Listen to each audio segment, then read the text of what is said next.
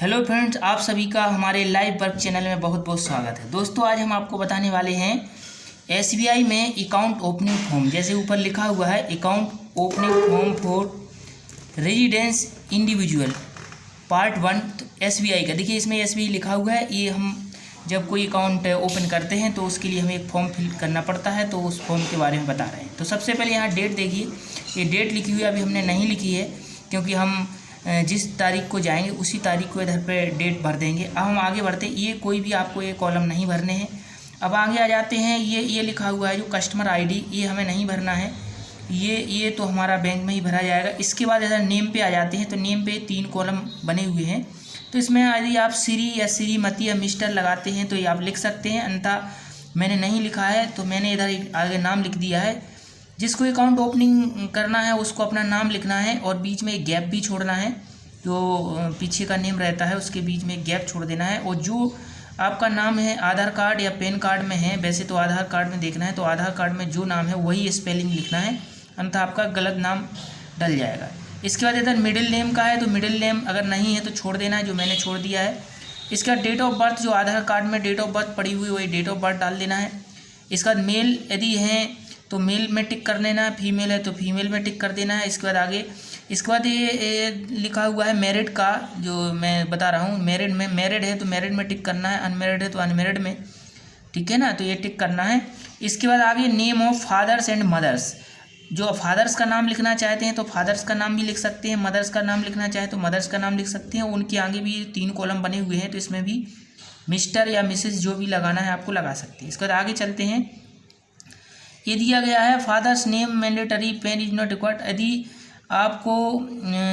यदि आप ज्वाइंट खाता खुलवा रहे हैं तो इसके लिए पेन का लिए दिया है not provided, no of dependent. यदि डिपेंडेंट है तो इस कॉलम को हमें भरना है, छोड़ दीजिए इसको। इसके बाद ये है इलिटरेट। यदि आप पढ़े लिखे हैं तो आप इसमें टिक कर दीजिए, यदि कम पढ़े लिखे हैं या पढ़े नहीं हैं तो आप इसमें नो में टिक कर दीजिए। इसका नेम ऑफ गार्जियंस, यदि हम ज्वाइंट खाता खुलवाते हैं तो यदि हमारे पेरेंट्स रहते हैं, माता पिता रहते हैं, बच्चा छोटा रहता है तो हमें गार्जियंस का नाम इधर भरना है। जब बच्चा छोटा रहेगा तब गार्जियंस का नाम भरा जाएगा। इसके बाद इधर नेशनलिटी इंडियन है, हम इंडियन में भर देंगे, पहले नंबर पर टिक कर देंगे। यदि आप अदर्स हैं तो अदर्स में टिक करेंगे। इधर कंट्री का नाम हमने लिख दिया इंडिया। इसके बाद आगे ऑक्यूपेशन, मतलब हम क्या काम करते हैं, सर्विस हैं, प्राइवेट सेक्टर, पब्लिक सेक्टर जहाँ हैं। तो मैं जो फॉर्म भर रहा हूँ ये हाउस वाइफ है तो मैंने हाउस वाइफ पे टिक कर दिया। यदि आप अपना धंधा चलाते हैं तो ये सेल्फ एम्प्लॉय में कर देती है। पब्लिक सेक्टर कंपनी में काम कर रहे हैं तो इसमें टिक कर दीजिए, और भी गवर्नमेंट सेक्टर में है तो इसमें टिक करेंगे। इसके बाद आगे चलते हैं। मंथली इनकम, इधर इनकम लिखना है, मैंने नहीं लिखा है। हाउस वाइफ का इनकम कुछ नहीं रहता है। यदि आप पब्लिक सेक्टर, मान लीजिए पब्लिक सेक्टर भरेंगे तो इधर इनकम भरना पड़ेगा, कैसे आपको 5 लाख रुपये मिल रहे हैं तो इधर 5 लाख रुपये भरना पड़ेगा। इसके बाद इधर पे उसको हमें नेट वर्थ, मतलब जो मंथली इनकम, इधर मान लीजिए आपकी 40,000 है तो इधर आपको पूरा भरना पड़ेगा 4 लाख, 12 महीने का 4,80,000 रुपये भरना पड़ेगा। इसके बाद रिलीजन, धर्म जो है हिंदू है या मुस्लिम है तो मुस्लिम में इधर टिक कर दी, क्रिश्चियन है, सिख है, अदर्स है जो है इधर भरने। इसका कैटेगरी हम ओबीसी है इसलिए ओबीसी में इधर टिक कर दिया है। एससी होंगे, एसटी होंगे, जनरल होंगे तो इसमें जहाँ आपका जो हो वो टिक कर सकते हैं। पर्सन विद डिसेबिलिटी, यदि आप विकलांग हैं या कोई मतलब शरीर में कोई कमी है तो यस में करेंगे। यदि पूर्ण रूप से सही है तो इधर नो में टिक कर देंगे क्योंकि आप डिसेबल नहीं हैं। इसके बाद जो इधर डिसेबल होता है तो इधर विजुअल इम्पार्ट दिखाई नहीं देता है तो इसमें हमें टिक करना था, इनको छोड़ दीजिए। एजुकेशनल क्वालिफिकेशन है, आप 10th पास हैं, 10th पास के नीचे हैं, या हाई सेकेंडरी है, ग्रेजुएट हैं, पोस्ट ग्रेजुएट हैं, जो भी हैं। तो मैं इधर 10 पास हैं तो इधर 10 पास पे मैंने टिक कर दिया है, ठीक है। इसलिए बाद ऑर्गेनाइजेशन नेम, डेसिग्नेशन, यदि आप किसी कंपनी में काम करते हैं तो इधर नाम उसके डालना है और बिजनेस का नाम इधर डालना है। यदि नहीं करते हैं तो छोड़ दीजिए इसको। Please tick the application box, इधर इसको छोड़ना है, इसको कुछ नहीं भरना। इधर प्लेस, जहाँ पर आपका जन्म हुआ उसका डालना है। जैसे मेरा जन्म महोबा में हुआ तो महोबा डाला इधर। यहाँ सिटीजनशिप इंडियन है तो इधर इंडियन डाल दीजिए, और नीचे का ये दोनों कॉलम छोड़ देने हैं आपको इधर पे, क्योंकि ये पैन कार्ड ये दिखा है, पैन टैक्स आइडेंटिफिकेट नंबर, ये सब पैन कार्ड के लिए है तो ये नहीं भरना है अपन को। इसके बाद इधर पे डालना, कॉन्टैक्ट डिटेल डालना है आपको, ये मोबाइल नंबर डालना है आपको। इधर पे आपको ईमेल आईडी डालनी है, ये मैंने ईमेल आईडी पूरी भर दी है, और नीचे का ये कॉलम नहीं भरना है आपको। इसका नेक्स्ट पेज पे हम आ जाते हैं। नेक्स्ट पेज में हमारा सबसे पहले नंबर पे दिया गया है कि आप इसमें प्रूफ आइडेंटिटी। अब आइडेंटिटी में क्या प्रूफ देना चाहते हैं, जैसे पासपोर्ट है, वोटर आइडेंटिफिकेशन है, ड्राइविंग लाइसेंस है और आधार कार्ड है। तो मैं आधार कार्ड लगा रहा हूँ, इसलिए मैंने आधार कार्ड पे टिक कर दिया है। आप अगर ये आगे की लगाएंगे तो आगे पे टिक कर देंगे। इसके बाद ये है जो हम डॉक्यूमेंट्स लगा रहे हैं आधार कार्ड, तो आधार कार्ड का 01 नंबर है। ये नंबर मैं लास्ट के पेज में दिखा देता हूँ आपको। ये इसमें ये देखिए, ये डले हुए नंबर देखिए। आधार कार्ड यदि लगा रहे हैं तो आपको 01 लिखना है। पोस्ट ऑफिस पासबुक लगा रहे हो तो 02 लिखना है। और इलेक्टर, यदि आप इलेक्टर फोटो आइडेंटिटी कार्ड यानी कि आप जो पहचान पत्र होता है वो लगा रहे हो तो 3 नंबर लिखना है। पब्लिक डिस्ट्रीब्यूशन सिस्टम कार्ड, अगर ये सारे नंबर लिखे हुए हैं तो मैंने पहला नंबर का लगाया आधार कार्ड में 01 लिखा, देखिए इसमें 01 लिखा मैंने इधर। इसके बाद आ जाते हैं ये सब तो लिखा हुआ है, इसको आप पढ़ लीजिए। इसके बाद है डॉक्यूमेंट नंबर, इसका मैंने आधार कार्ड नंबर डाल दिया है इधर पे। इशू डेट जो है आधार कार्ड में नहीं पड़ी हुई थी तो मैंने इधर नहीं लिखा है। इसके बाद नीचे आ जाते हैं, एड्रेस डिटेल भरना है। आपका परमानेंट एड्रेस है तो आप परमानेंट में टिक कीजिए, और करंट एड्रेस है यदि आप किराए से रहते हो तो आपका करंट रहेगा, लेकिन परमानेंट तो गांव का होगा आपका, तो इसलिए उन लोगों के लिए ये करंट रहेगा। हमारा परमानेंट है तो परमानेंट पे टिक किया। रेजिडेंशियल है, हम रेजिडेंशियल वहाँ निवास करते हैं तो हमने नाम अपना जो पता नंबर डाल दिया पूरा, विलेज झांसी डाल दिया है, यूपी डाल दिया है, और ये पिन नंबर लिख दिया। पूरा लिखना है क्योंकि आपके पासबुक में जो है यही नंबर प्रिंट होके आएगा। अब देखिए दूसरा एड्रेस डिटेल ये 5 नंबर पे दिया है।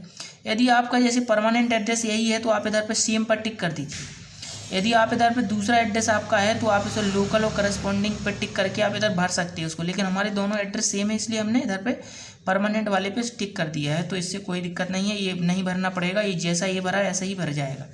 इसके बाद ये है, ये वाला जो नीचे वाला है तो ये आपको ये लिखा हुआ है, if the proof of address provide does not content current address please provide any of the document. तो ये नहीं भरना है अपना, यही एड्रेस ऊपर भर गया, इसका नीचे एक फ़ोटो लगाना है और फोटो लगा के नीचे प्लेस लिख देना है, और ये सब नीचे नहीं भरना है।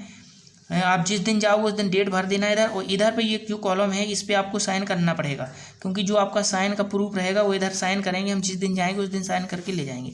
इधर डेट डालना है आपको, ठीक है। डेट आप चाहो तो इधर इधर दोनों जगह डाल सकते हो। इसके बाद आगे चलते हैं नेक्स्ट पेज पर। नेक्स्ट पेज पर देखिए इधर लिखा फॉर ऑफिस यूज ओनली, आपको छोटा सा दिख रहा होगा, फॉर ऑफिस यूज ओनली दिख रहा, छोटा सा दिख रहा होगा फॉर ऑफिस यूज ओनली। तो ये कॉलम ऑफिस के द्वारा भरे जाएंगे पूरे। इसके बाद आपको टाइप ऑफ अकाउंट, आपको कौन सा अकाउंट चाहिए, सेविंग बैंक अकाउंट, तो मैं अभी सेविंग बैंक अकाउंट खुलवा रहा हूँ इसलिए सेविंग बैंक अकाउंट पे ही टिक करूँगा। ये नीचे आ गया आप करंट अकाउंट है, या ये जो BSDA है जीरो अकाउंट का 0 रुपये में खुल जाता है, पर इसकी लिमिट बहुत छोटी होती है इसलिए इस पर हम नहीं करेंगे टिक। तो ये सेविंग अकाउंट बैंक अकाउंट खुलवा रहा हूँ।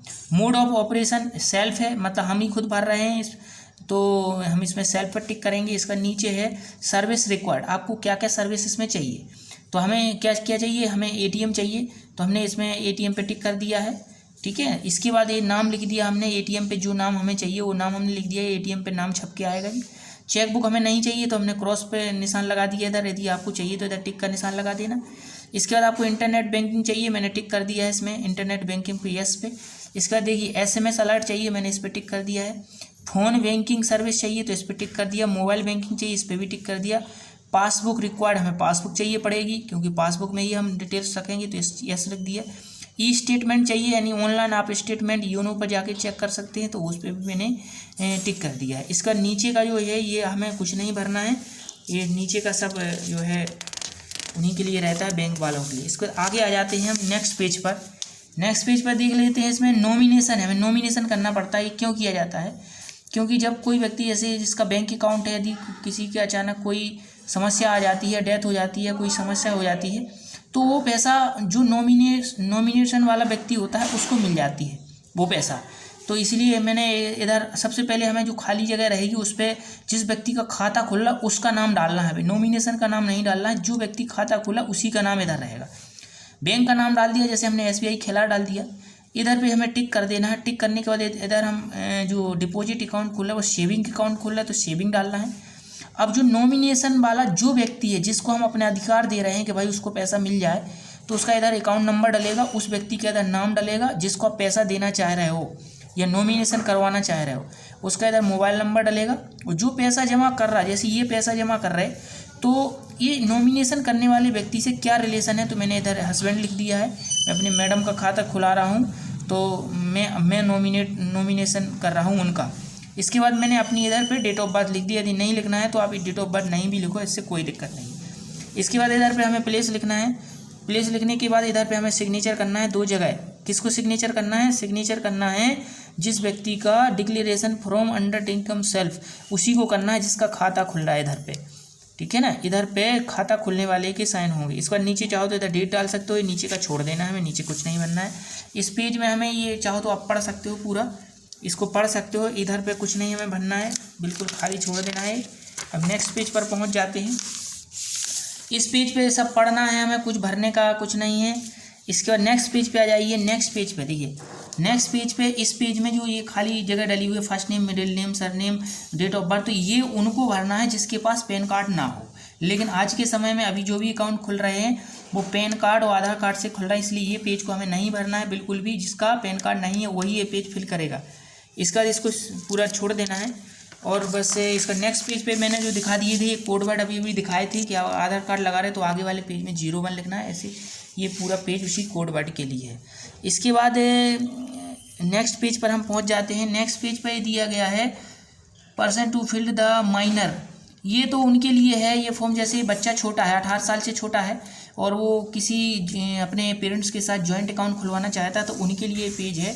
तो 18 साल के बड़ों के लिए पेज नहीं है, तो इस पेज को भी छोड़ देते हैं। तो दोस्तों ये फॉर्म भर गया है। दोस्तों को मुझे विश्वास है कि आपको ये समझ में आ गया होगा।